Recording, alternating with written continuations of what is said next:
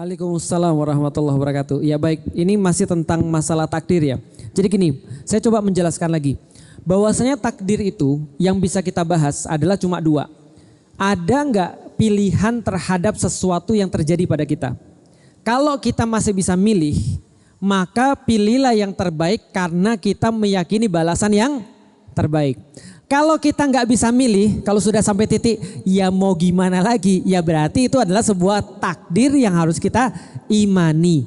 Maka itu adalah dapat pahala. Nah, mengenai kemudian Umar bin Khattab yang kita kemarin ceritakan, jadi ceritanya begini.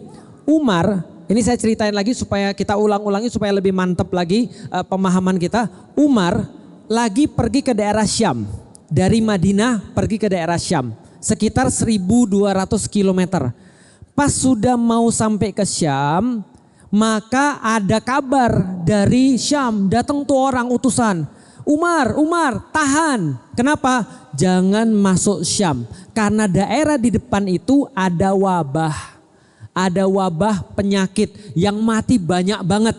Kalau zaman kita COVID, daerah ini daerah orang-orang pada kena semua tuh. Jangan masuk dulu, kira-kira gitulah. Umar bilang, oke, kita rapat. Setelah rapat diputuskan sama Umar kita balik lagi ke Madinah.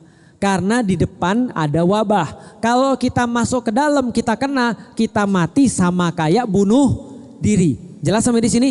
Umar benar nggak? Benar. Kenapa? Karena ada pilihan nggak kita masuk atau kita keluar? Ada pilihan. Maka Umar bilang kita pulang. Begitu mau pulang, gubernur Syam namanya Abu Ubaidah. Abu Ubaidah ini adalah orang yang sangat disayang oleh Nabi. Bahkan bergelar Aminul Ummah, orang yang paling amanah di antara umat, kata Rasul Abu Ubaidah. Giginya depan tonggos dua gara-gara nyabut paku yang nempel di gerahamnya Rasulullah. Itu Abu Ubaidah itu.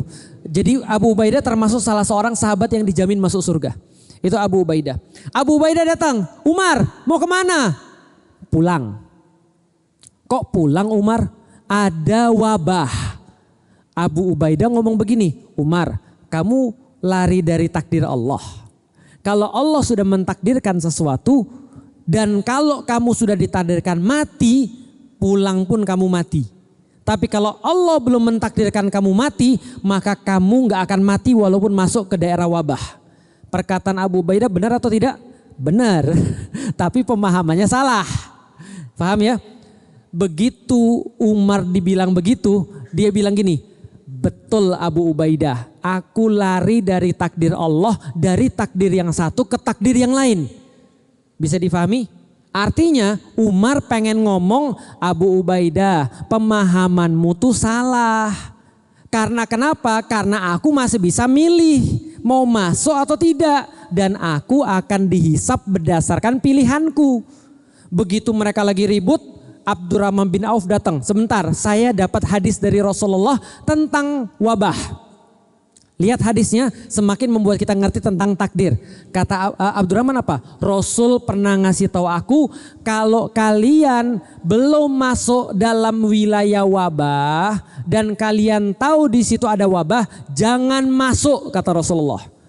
Tapi kata Rasulullah, kalau Anda lagi ada di dalam tempat wabah, jangan keluar. Paham? Bagus kan Rasulullah kan ya? Bagus kan ya? Kalau Anda lagi belum masuk, masih ada pilihan atau tidak? Masih. Maka jangan masuk. Itu sodako bil husna, meyakini pahala terbaik. Kalau masuk jadinya bahaya, keluar menyelamatkan diri. Paham? Bukan keluar. Nggak masuk menyelamatkan diri. Tapi kalau Anda sudah berada di tempat pandemi nih, ceritanya contoh ya, serumah dites positif semua COVID pada waktu itu, maka Anda nggak boleh keluar. Kalau Anda keluar, apa yang terjadi? Anda nyebarin orang lain. Maka kata Rasul, bersabarlah dengan takdir. Di dalam situ, jangan keluar, bersabarlah dengan takdir. Dan kalau mati, kata Rasulullah, dicatat pahala syahid. Karena termasuk bersabar dengan takdir. Nah itu maksudnya. Jadi tetap aja pemahamannya sama. Tentang bisa dipilih atau nggak bisa dipilih. Jadi kalau bisa dipilih, pilihlah yang terbaik. Kalau nggak bisa dipilih, bertakwalah pada Allah. Sesederhana itu. Kalau dibahas lebih lanjut lagi kita nanti pusing. Kenapa? Karena tadi dunianya beda. Itu sama kayak bahas dunia game. Kita nanya, Mas punya AI? Di handphonenya AI. Nah nanti pulang dari sini tanya sama AI-nya ya. Konsep atas, bawah, kiri, kanan bagi kamu tuh apa? Coba tanya nanti. Konsep spasial bagi kamu apa? Perhatiin jawabannya. Pasti bingung dia. Kira-kira AI-nya akan bilang gini. Konsep atas, bawah, kiri, kanan itu adalah konsep Anda, tidak relevan bagi saya. Karena saya tidak menempati spasial. Bisa difahami ya? Maka kalau ada orang nanya Allah ada di mana? Itu enggak relevan pertanyaannya. Kenapa? Itu sama aja kayak menganggap Allah jadi kayak manusia. Bisa difahami? Ya udah terima aja. Itu nanti pembahasannya lain lagi ya. Tapi yang jelas itu coba nanti ditanya. Jadi takdir cara memahaminya adalah dengan apa yang Allah kasih tahu aja selesai. Bisa dipilih, pilih yang terbaik. Bisa dihindari, hindari dengan cara yang terbaik. Tapi kalau tidak bisa dihindari dan tidak bisa dipilih, maka terimalah karena itu takdir. Contoh takdir, Felix Xiao Cina, takdir. Bisa dipahami ya. Ibu-ibu lahir perempuan, takdir. Nah, itu diterima aja. Nah, itu yang pertama. Yang kedua apa tadi? Kenapa bukan Allah yang menghilangkan keburukan? Oke, jadi gini ya, saya mau kasih tahu. Bapak Ibu pernah sekolah kan? Pernah sekolah. Pernah ujian. Konsep ujian itu apa? Konsep ujian adalah Anda yang ngerjain. Kalau misalnya gurunya yang ngerjain bukan ujian. Paham? Namanya latihan. Tapi kalau misalnya Anda yang ngerjain namanya ujian. Maka di hidup kita ini Allah sampaikan berkali-kali, liyabluwakum ayyukum ahsanu amala. Di dalam dunia ini adalah liyabluwakum. Liyabluwakum itu adalah asal katanya bala. Bala artinya ujian. Jadi ujian bagi kita mau pilih mana. Tapi kan Allah sudah tahu. Nah balik lagi ke konsep takdir. Kalau kita bahas begitu lagi berarti kita masuk lagi ke wilayahnya Allah. Jadi contoh kalau kita bilang, tapi kan Allah sudah tahu siapa yang lulus dan siapa yang tidak. Nah kalau kita masuk di situ lagi, kita masuk ke pembahasan takdir dengan dunianya Allah. Tidak relevan lagi jadinya. Jadi yang kita bahas adalah kenapa Allah menguji kita. Salah satu ibrah yang kita dapat adalah Allah sampaikan, Allah tahu tapi kalian tidak. Maka untuk itulah Allah kasih tahu kalian tentang siapa orang-orang yang sodaku, yang benar-benar serius dalam agamanya. Yang benar-benar mengharapkan pahala-pahala terbaik. Dan siapa lagi yang kadzabu, mereka yang mendustakan. Mereka cuma berpura-pura. Nah, itu konsep ujian. Jadi konsep ujian itu bukan soal tapi jawabannya. Maka itulah namanya konsep ujian. Sama kayak gini deh. Allah Subhanahu wa taala menciptakan manusia. Kenapa Allah nguji manusia? Karena Allah pengen ngasih tahu kita siapa yang benar-benar beriman dan siapa yang tidak. Tapi Allah perlu enggak dengan keimanan kita? Tidak. Allah perlu enggak dengan ibadah-ibadah kita?